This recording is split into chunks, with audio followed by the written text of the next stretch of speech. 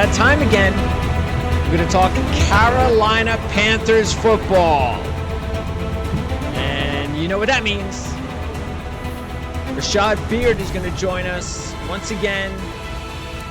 We've got a lot to talk about. Camp is only 24 hours away, maybe even less than that, depending on exactly where you are in the country. But this is a big time of year for football fans everywhere. Rashad Beard, once again, thanks for joining me, talking Carolina Panthers football on the Our Football Network.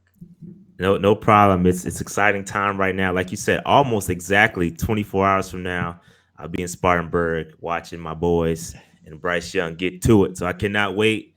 It's been a long time coming. Yeah, big training camp for the Panthers franchise. No question about it. We talked a lot about that pre and post draft, so you can check those shows out here on the channel.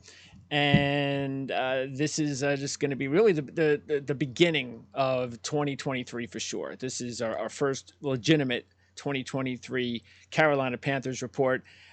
So if anybody wants to know about in-depth analysis on the draft picks and the free agents, check those shows out. We'll provide links in the description area of this show.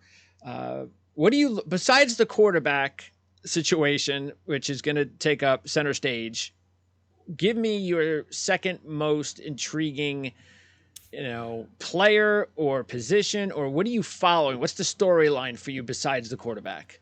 Yeah, it's funny you asked that because I'm prepping for the show tonight, and that's basically what our show is going to be about. Oh, okay. The top position battles and what's going to happen next.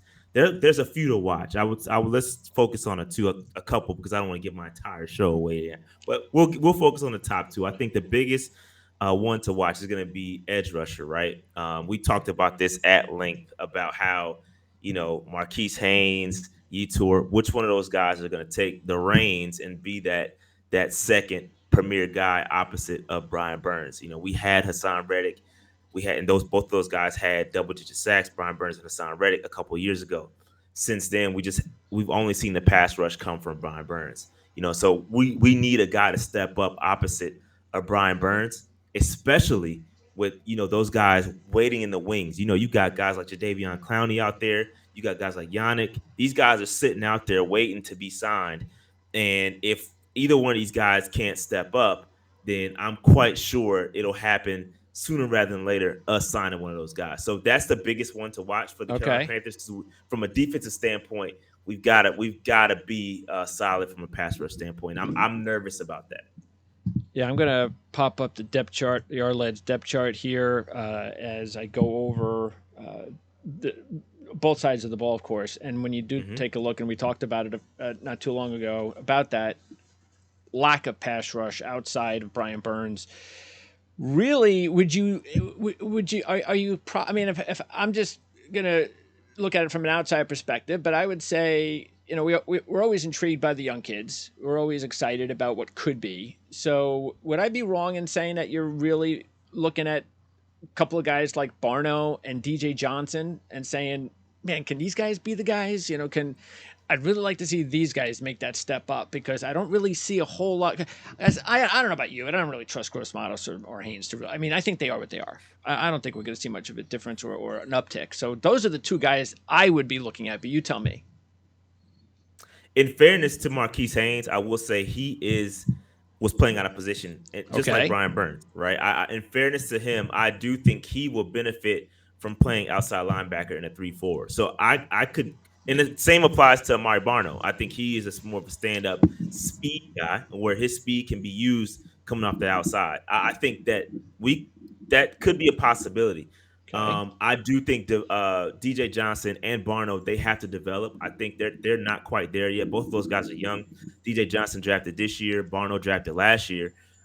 We have to see. And the thing to watch, especially with Barno, is that Frank Reich and company did not draft him. Right? They have no loyalty to him, and that also applies to Marquise Haynes and Yetur. Both of those guys. None of those guys were drafted by Reich. So could DJ Johnson get that extra look because that's a guy they hand selected? Maybe, but I think that Marquise Haynes, and spoiler alert for those who are going to watch my show tonight, I think Marquise Haynes is going to be that guy that's going to grab the bull by the horns, because when he gets on the field, he is the guy that takes advantage of his opportunities. And so maybe that was in third down, maybe he was using his speed and coming on third down being a specialist, but I do think he could be that guy.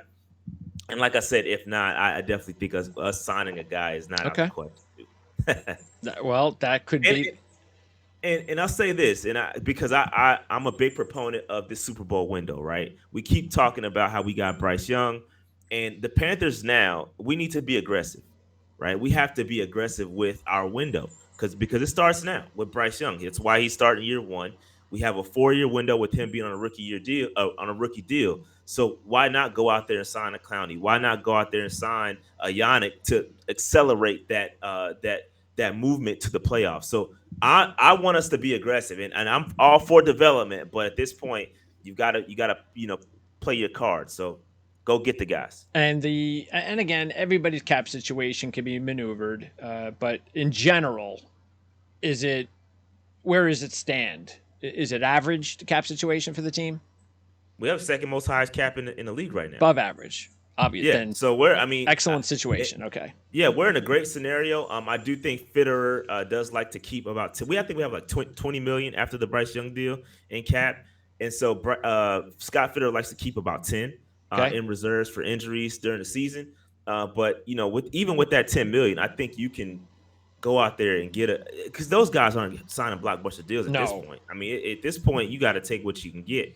So unless something happens to somebody gets injured, the numbers are the numbers. They're not going to sign a blockbuster deal. So I think we have the opportunity to go out there and sign a guy. Even our future cap is in good shape because we have Bryce Young on a rookie deal, and that's the advantage of that.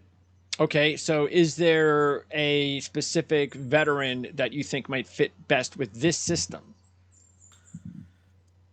That's a great question. I think that Yannick, it sounds nice, but I don't think he has that the run stopping ability that I think Evero is looking for. I think that, and I know this is but people do not like Clowney. For some reason, Clowney is like, he's taboo around here. People don't want to touch him, I guess, because he hasn't played to his capability. But I do think he's the combination, and we never want him to be the top guy.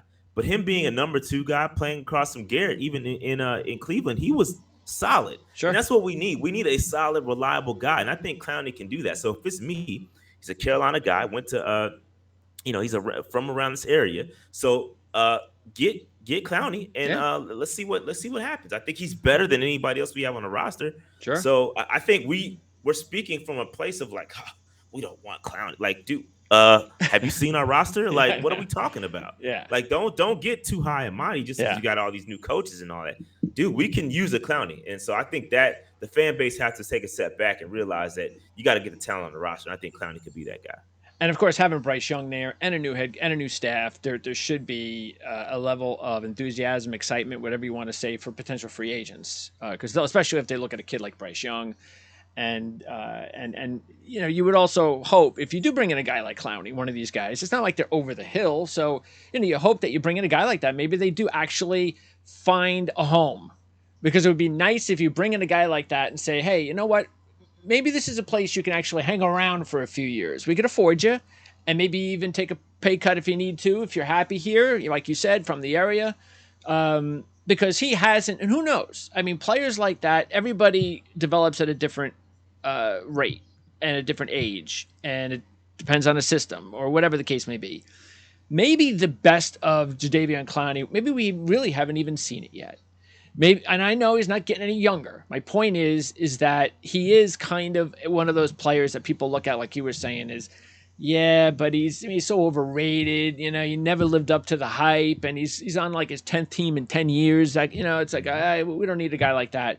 But sometimes you find the right home, and maybe that's the case. So Panther fans, if you get an opportunity to get Jadeveon Clowney, you definitely make sure you bring him home. All right. Enough of my talk. This is your show. Let's talk about the rest of the defense. So, Jeremy Chin. This is going to be a big deal, isn't it? Everybody's got to get their eye on Jeremy Chin and Cant. Where is he lined up? What are they doing with him? Any guesses? I think he's gonna play all over the place. I do think he's gonna play. He's gonna play in the box. He's gonna play free sometimes. I'm talking about safety. I think he's just gonna be used as an all-around weapon. You look at a guy like Justin Simmons and see how he was used in Denver. I think that's going to be what Jeremy Chin's role is in the defense. I mean, I don't know. I think my eyes are going to be looking for it because they have been really, really hush hush about how they're going to deploy him. They keep saying he's going to be a weapon. He's going to get used all over the field. And so I don't have the answers. I'll see just when everybody else sees. Yeah. I don't think they're going to obviously show us. They're not going to put all their cards on the No. table in training camp. So he's No. going to be lined up probably a safety a lot. And then people are going to be like, oh, he's going to be safety. No, you just be patient because Yeah. when the game is played, on week one, this guy's going to be Yeah. blitzing a lot. He's going to be in the box. He's going to be lined up against tight ends. He's going to be all over the place. So I've been talking about positionless football over the past couple of years for a while now, especially when we drafted him, because he brought that to our roster. And for some reason, last year and the year, I think his second year, just didn't click. But now it's basically a contract year for him. And so I think everything is going to click, and Jeremy Chin's going to ball out and get back to his. I think he should have been rookie of the year his first year. I know. Chase Young stole it from him, but he had a really, really good rookie season, Yeah. and hopefully he can get back to that. Yeah, I actually thought he was. I remember I was going over my reports, and I don't remember where I that's how good he was playing, and I just thought he was. But yeah, he definitely deserved it. He had an awesome rookie campaign, and this is definitely what you want to see, though, is a new coach coming in and use him the proper way, and we'll see if that can get done. All right, the rest of the secondary is also going to be pretty big to watch, no question about it. So, what do you want to see? Because you got C.J. Henderson. I mean, this has got to be it, right? It's either put up or shut up time for C.J. Henderson with this team, and just for his career, basically. And I know how much you like the rookie Jamie Robinson. So I'm sure you're going to have your eyes on him. We talked about Rashad Wright, the rookie free agent, who had a 4th-round grade, I believe, from our lads. So he's going to be somebody to keep an eye on. So this is going to be a very interesting camp for the secondary. Yeah, it is. It's especially for those guys on the back end of the secondary. We've got JC. We've got to keep our eye on Dante Jackson to see how healthy he is coming off of a lower leg injury. It's not that's not pretty, right? He's a speed guy, and to have those type of injuries, watching his recovery is something we're going to be keeping our eye on. So I think that with that, it all boils down to the back end, like so CB3, CB4. And like you just said, man, and I'm a huge fan. People that watch me, they know that I love CJ Henderson. I'm gonna go down with the ship, like because I really think that he has to. I think he's capable, and I think with the coaching, the secondary coaching that we have with Evero, I really think that it's going to click this year. I humbly believe that, and so with that said, the guys like Keith Taylor, guys like Stanley Thomas Oliver, those guys need to have their heads on a swivel because, like you said, Rashad Wright, I think he's going to push one of those guys off this roster. I really believe that their days are numbered.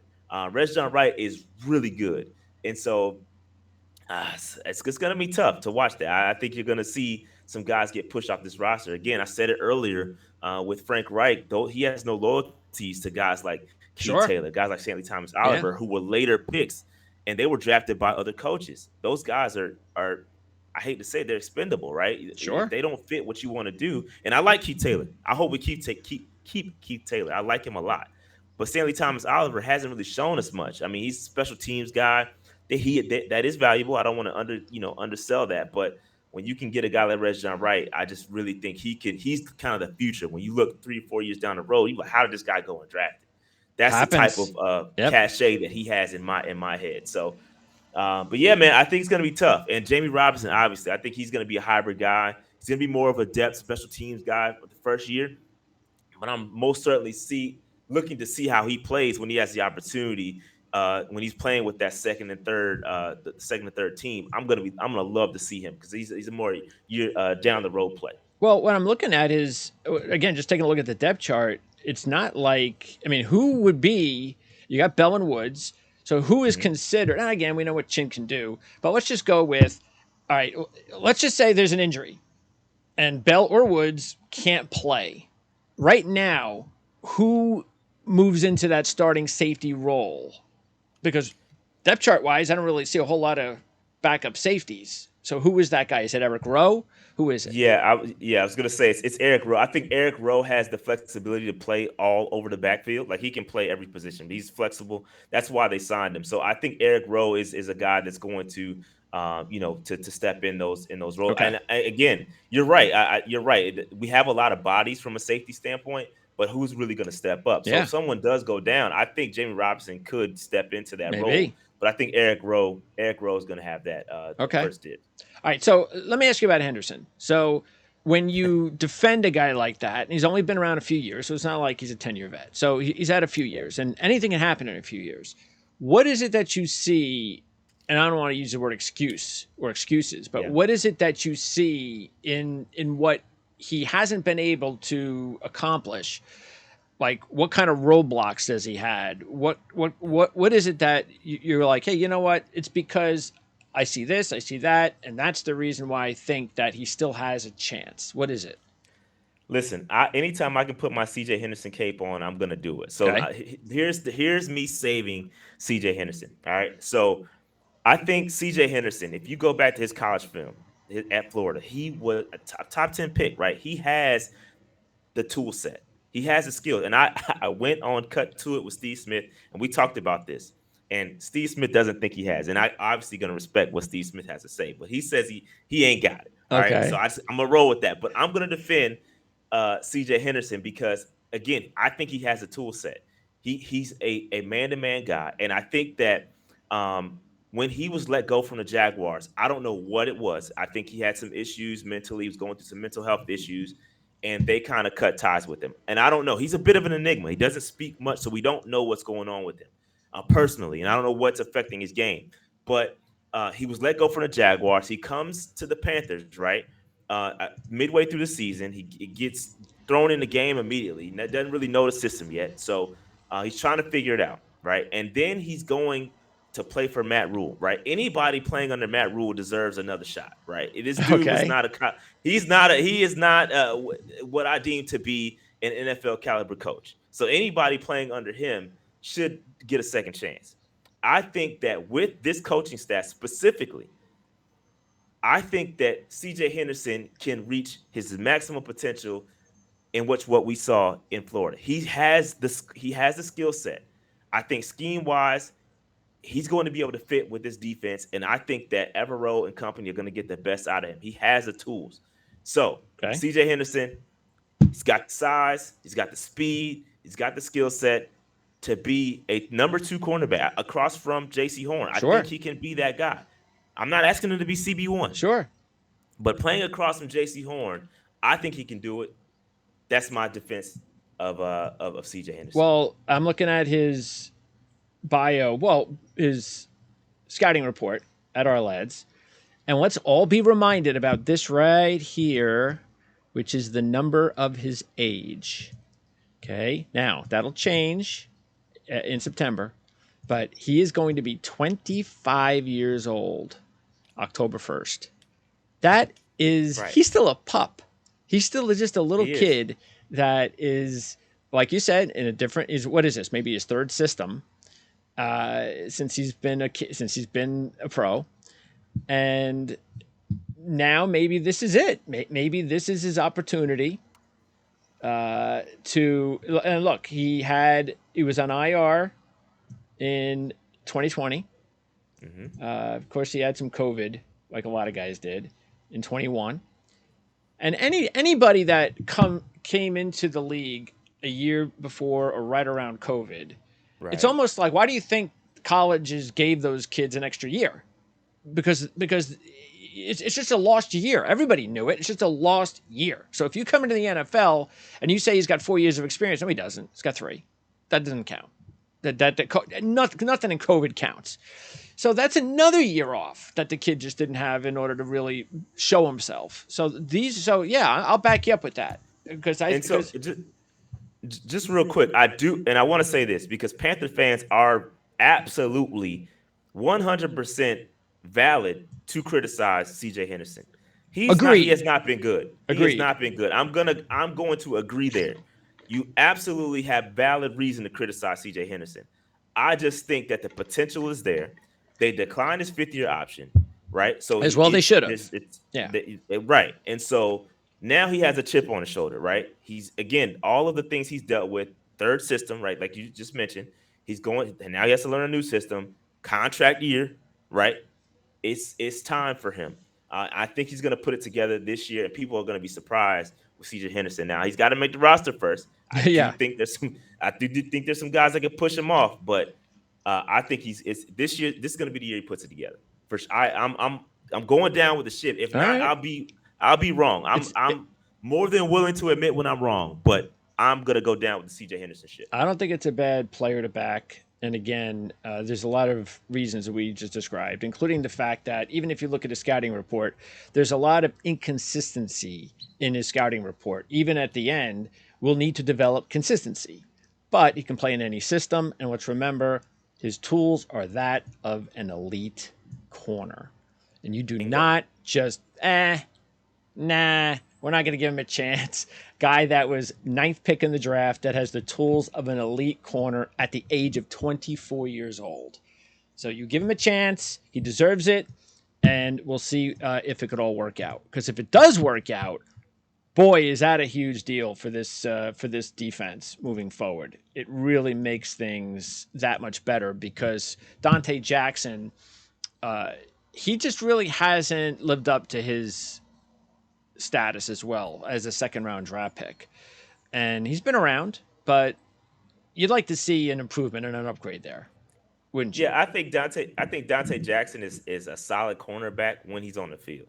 There That's you the go. problem. There you go. He's dealt with a lot of injuries. Yeah. He gets injured a lot. He gets dinged up. He might start a game, but he won't finish a game. And so that's the biggest issue with Dante. I think he's a solid CB2. But we've got some bigger wide receivers in our division, and I think that he's on the smaller scale, right? He's 5'9", probably my size. No, that's no disrespect. It's just Sure. it is what it is. Yeah. And so when you got guys that are like Rashad Wright who are they're bigger cornerbacks, even CJ Henderson, and they can deal with the physicality of playing in those tougher, bigger, larger wide receivers, and they have the speed. And all the other tools, I just think that but I like Dante. I like his attitude. He brings a chip to the game. He has that cachet, that action Jackson. He wants all the smoke. So I like Dante Jackson. He's just got to stay on the field. Okay, now as we talked about during free agency, so they bring in Tuttle and Williams. So there's going to be 2 big, impactful guys up front. Let's talk about the depth, of course, for Camp up front on the defensive line. Who do you think is going to have to battle for those final spots, and who do you think is a lock? Like we're just talking about down linemen like Brown, Tuttle, Williams. Who else besides those 3 do you consider locks as down linemen? Yeah, I definitely think obviously Brown is going to be a lock, Yep. right? Tuttle's going to be a lock. Deshaun Williams is going to be an interesting watch because he played in the system with Evero. He knows the system. He knows what to do. So I think he's going to be a leader on that defense. We've got guys like Henry Anderson, who has been around. He's a veteran, played in the 3-4 before, so he knows what to do, can definitely play defensive end. I think the guys to watch, definitely going to be Bravion Roy. Bravion Roy is a Matt Rule guy. Again, so this is a recurring theme that, hey, I didn't draft this guy. He's solid. I think he's decent in rotation, but he's a Matt Rule guy. He went to Baylor. He's a Matt Rule through and through guy, right? There you go. So, I think we're looking to get bigger up front. Bravion Roy is a massive individual, but I think we're looking to get bigger, tougher up front. Marquand McCall, I think, is a guy to watch. He is a massive human being. The dude is a massive human being. So he is one that could push, to make the rotation. Okay. There's some other veterans that we signed. John Penasini, who is starting out on the PUP. So we got to keep an eye on him. Redmond, another guy we signed. He's going to start on the PUP as well. I don't really know too much about Redmond and Penasini, but I do think Marquand McCall is going to be a lock. He's starting to come along. He's an undrafted guy. Yeah, I do. I think he started coming along as an undrafted free agent. Okay. and I think he's going to be a lock to keep an eye on. Yeah, But yeah, I think Redmond. it's going to be interesting. Yeah, Redmond. We talked about him and his ability, his the fact that he was one of those guys that really could have been drafted. Um, so I think he was a zero tech guy at Yeah. Oklahoma. But yeah, Yep. we'll see what happens here because he's going to get a chance, and he's also on pup.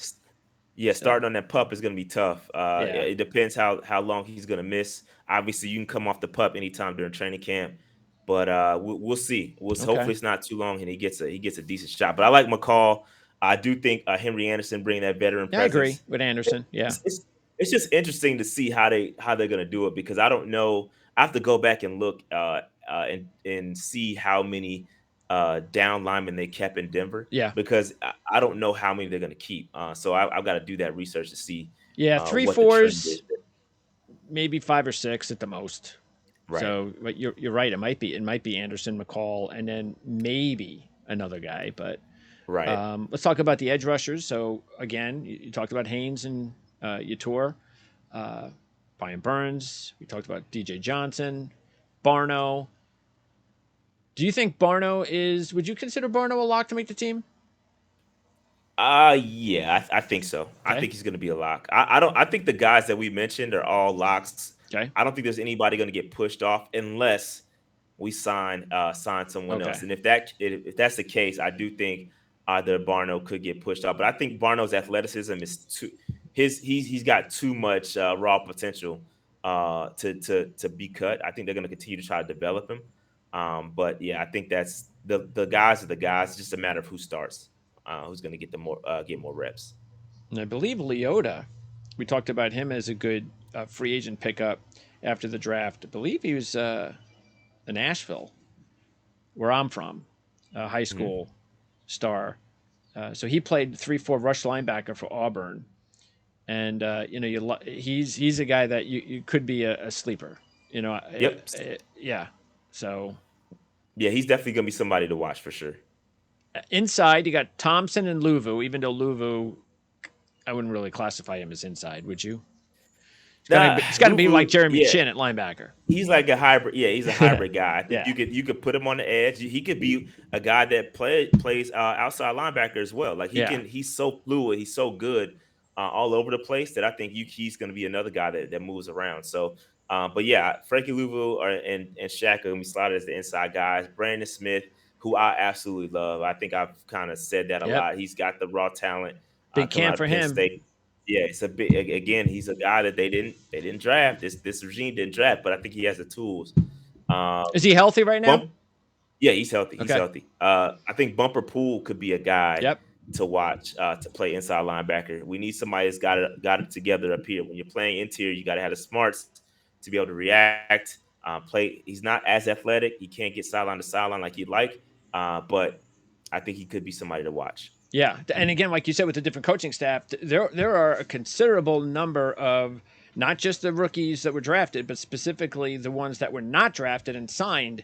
That all these guys, whether they make the team or the practice squad, I wouldn't be surprised if we mentioned Wright, Leota, Redmond, Poole. I think all these guys can be either on the practice squad or make the final roster. And then on offense, we'll get to the one guy in a minute, but otherwise, Grugier Hill, special teams guy, and that's Yep. about it, right? There's nobody else that we really need to keep an eye on. Yeah, no, I think Bumper Pool is going to be the guy. Like if anybody's going to push their way onto a roster, it's going to be Bumper Pool. Okay. If obviously, like you said, if not, he's going to be on the practice squad and be solid there. So All right. yeah, I think we're good. I think we're good there. Okay. Let's move over to the offensive side, and of course, quarterback. I get the only thing to really ask you about quarterback is Matt Corral. What do you think? Have they talked much about Matt Corral and whether or not you think he's even going to be on the team if they're going to keep 3 quarterbacks? Yeah, that's the biggest question right now. It did come out, and they said that Matt Corral is going to get the bulk of the preseason snaps. So Oh, obviously they're trying to elevate his status to yeah. be potentially traded, which is I'm not opposed to that. You got Bryce Young, you got Andy Dalton. I'm okay with those two gentlemen. I like Matt Corral, I think he got a terrible a raw deal, being drafted by Matt Rule, a lame duck head coach. He gets fired. He gets injured as well. He had probably some of the worst luck when it comes to coming into the league. So I do hope he shows out in preseason and gets an opportunity. Right now, he's QB3. I question whether we keep three quarterbacks. I don't know. Wouldn't be a I don't bad know. idea, though. I mean, Andy Dalton might just be a 1 year kind of deal anyway. So why not have Matt Corral as your long-term backup? I think Andy Dalton could listen. The way quarterbacks are being are hanging around, I wouldn't mind keeping Andy Dalton around for the You're right. next 5 That years, could and I'm happen. sure he wouldn't Yep. mind that too. Yeah, we just So talked about we don't Clowney. need it. Yeah. Exactly. So, and quarterbacks can play. They can play a long time. I Yep. think he's Andy Dalton's what, like 33, 34, something like that. Yeah, he's getting there. Yeah. Yeah, he's getting up there. So I do think I'm not opposed to it. Again, let's see what he has because he's a bit of an anomaly. We don't know what Matt Corral is capable of Yep. because we didn't get a chance to see him. When we did see him, he was awful last year. He was awful in the preseason last year. And it's no fault of his own. That's not his fault because he didn't get reps in preseason, right? Matt Rule was playing this whole rep thing with Baker Mayfield.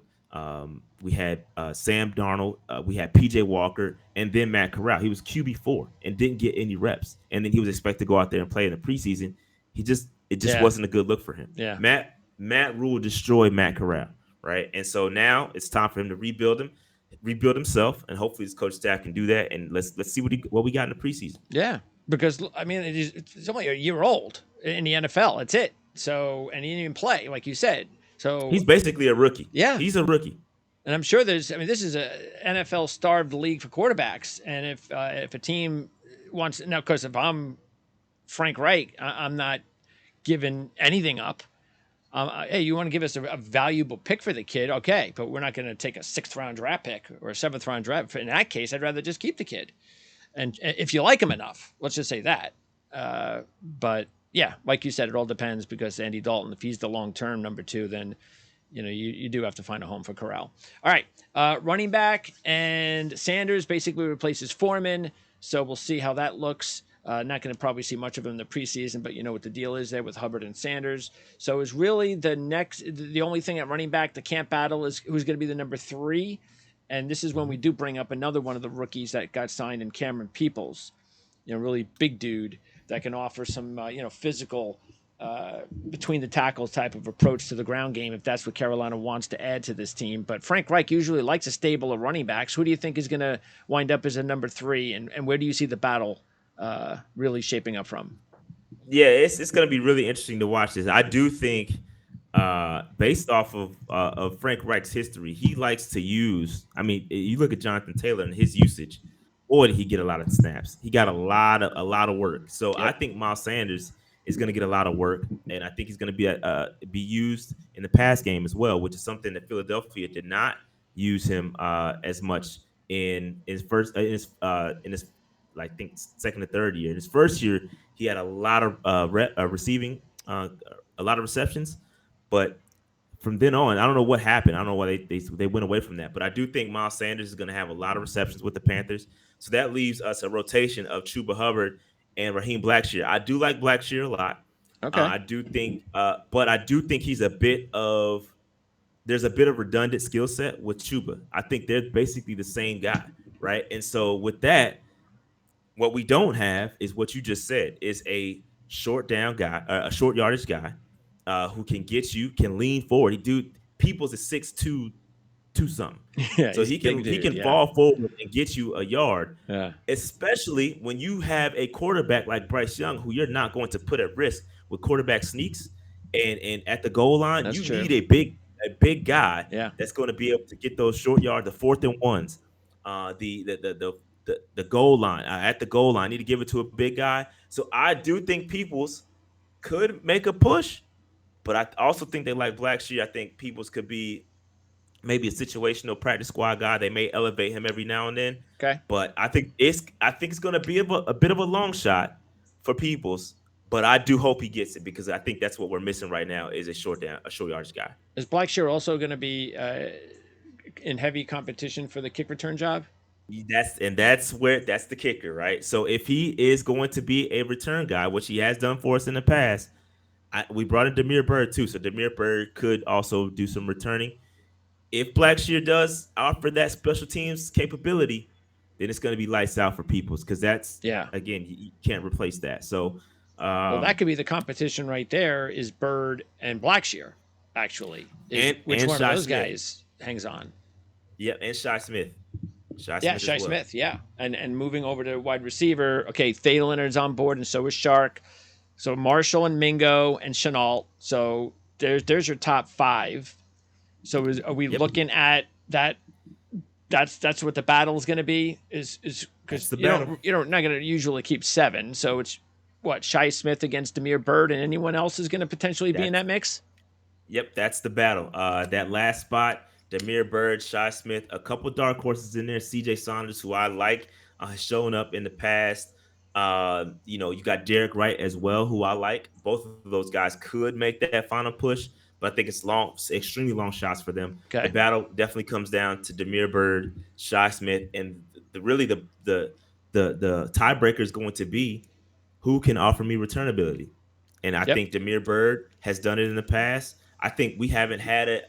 I could be completely making this up, but I don't think we've had a guy return a punt for a touchdown since Demir Bird's been on our roster. So, and that's been a couple of years. So, uh, I think Demir Bird could make that push to be the guy at the end of that wide receiver depth. Shy Smith, I hate it for him because he never got the opportunity to show it.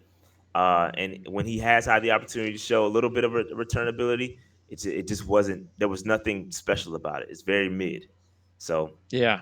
I was actually, if it wasn't for Chenault's injury history, you would think he would be a really good candidate. But that's the thing. It's just, it really probably is not where he wants to go either, because I think that's really been one of the major reasons why his career has been a little bit set back.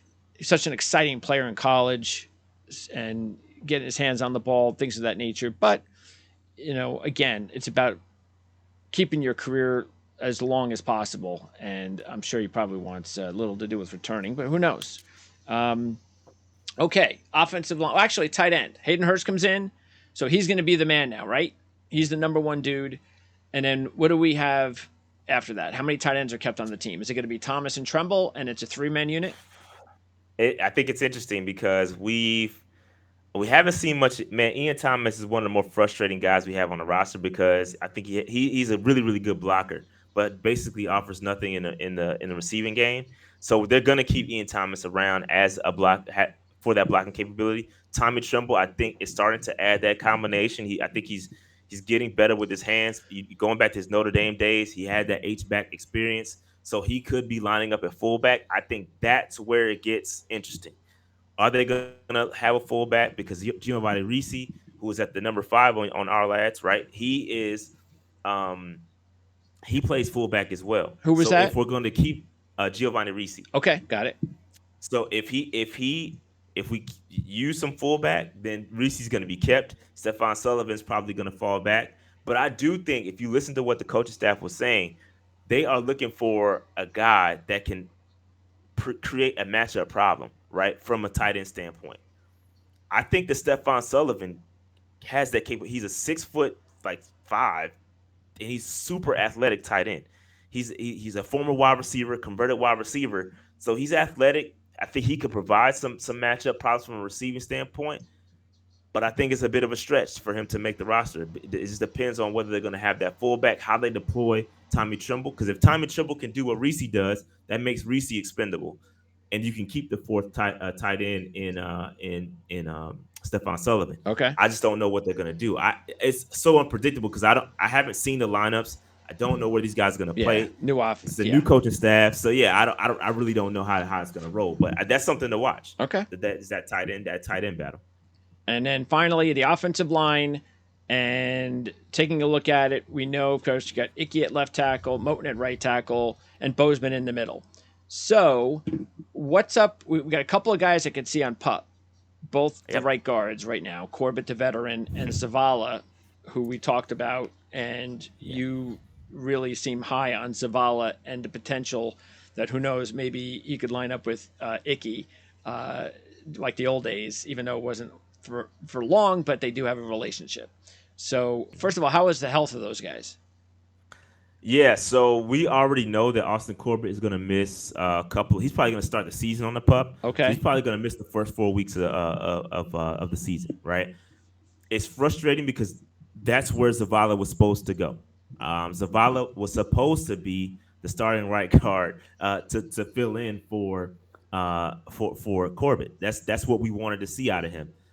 That doesn't appear to be the case right now because I think that now Cade Mays is probably going to take that spot. That's a battle between Cade Mays and Michael Jordan.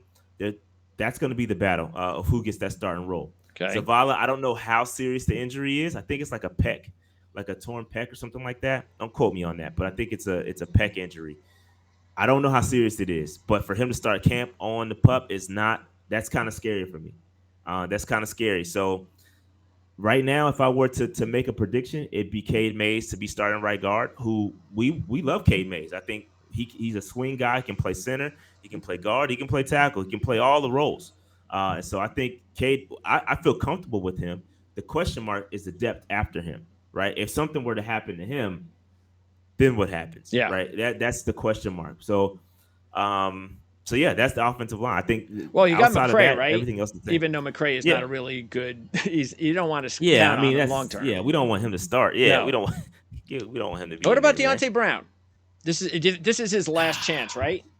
You think? So, bro, I love Deontay Brown. I love it. I just don't know where I have the problem. The issue with Deontay Brown. Remember, for those that don't know who or don't remember who Deontay Brown was, he was a monster in Alabama. The dude was he was a complete beast.